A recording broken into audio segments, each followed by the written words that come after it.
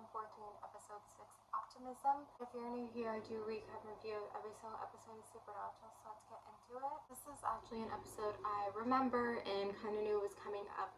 And there's a few reasons why I remember this episode, but I went into this episode thinking it was going to be on the good list. I actually didn't put it on the good list. I feel like it's okay. It actually could be potential for the bad list, and I'll get into it. But I obviously remember this episode because this actress was in Gen V, and it's kind of that like supernatural, like the boys, family with Eric Kripke, that, and Jack was very, very small part of Gen V. I didn't watch the second season, so I don't really know what happened. Sorry guys, sue me. But she obviously is the main character in Gen V, and so she was in this episode. I wonder if this was like the connection that got her. I don't know exactly. But Sam and Dean were separated this episode, which is kind of bizarre because like very rarely are they separated, and like if they are, it's because like Michael's possessing Dean. Like it's one of those, and for them to like be normal and being separated in an episode is very, very unlikely. And it kind of just seems random, and I totally forgot, like I remember the plot that had to do with Jack, but I totally forgot they were separate. And so Sam had a storyline with Charlie, which I totally forgot about Charlie.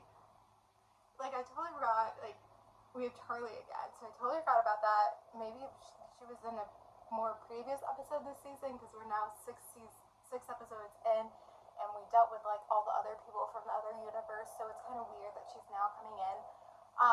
Her and Sam were just in a car for like 90% of their screen time. It was like, what is even happening? I wondered if they really wanted the A storyline to just be Dean and Jack. They just wanted to be two of them, and that maybe Sam would have gone away. Well, if they agreed a specific number of episodes for Felicity Day, who plays Charlie, I'm not exactly sure. It just felt a little bit weird, and like that storyline was not strong. And then she's like, I want to like quit hunting. And Sam's like, why would you quit? Like, Sam, you're always talking about quitting hunting. Why are you getting at her for quitting? And like, why can't she just live her life? And like, maybe, so what if she's in the mountains? Like, I'm sure she'll find and be surrounded by people. She's not going to be lonely. So it's just like, it just wasn't strong. It was just, and then being like, oh, what those creatures, what the fuck were those creatures, honestly? Going through was similar to what you're going through. Like, so the Dean and Jack stuff, if we get into that they were trying to be like funny, but it was on the nose funny.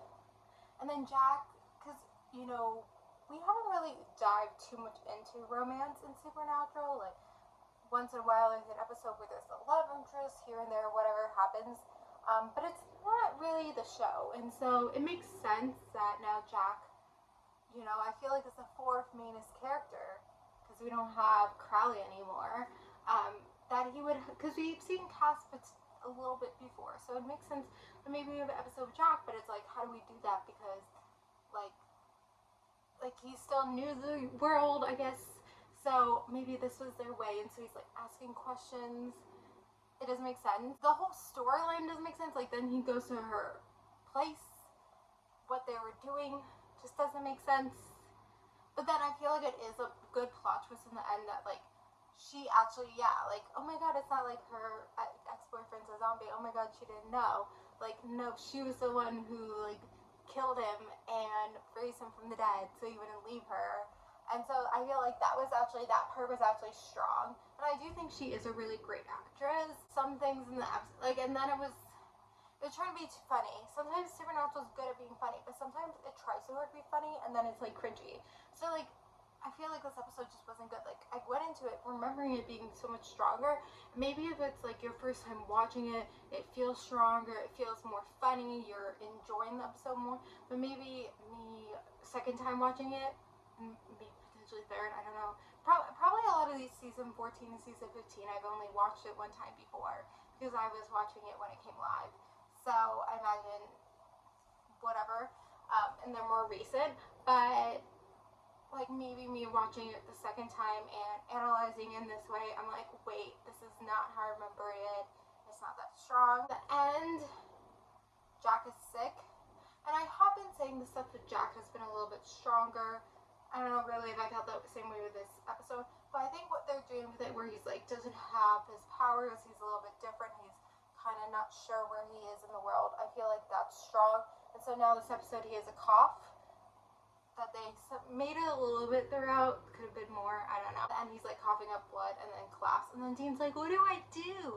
So I kind of remember like something in the hospital, and maybe that's the next episode. But I can't really remember because I don't really remember much about this season and next season. But I think we'll see what happens to Jack. Hopefully that part's strong because it has been a little bit stronger than some of these other things. Also, the dialogue at the beginning where like, oh, don't worry about Michael, and then like they're like, oh, like the dialogue is just not strong this episode actually. That's something too. Maybe this should go on the bad list. I don't know. I'll think about it. I think I've already have 2 episodes of the bad list. I'm not exactly sure. Anyway, I'm gonna end it here. So thank you guys for watching. Like, comment, subscribe, and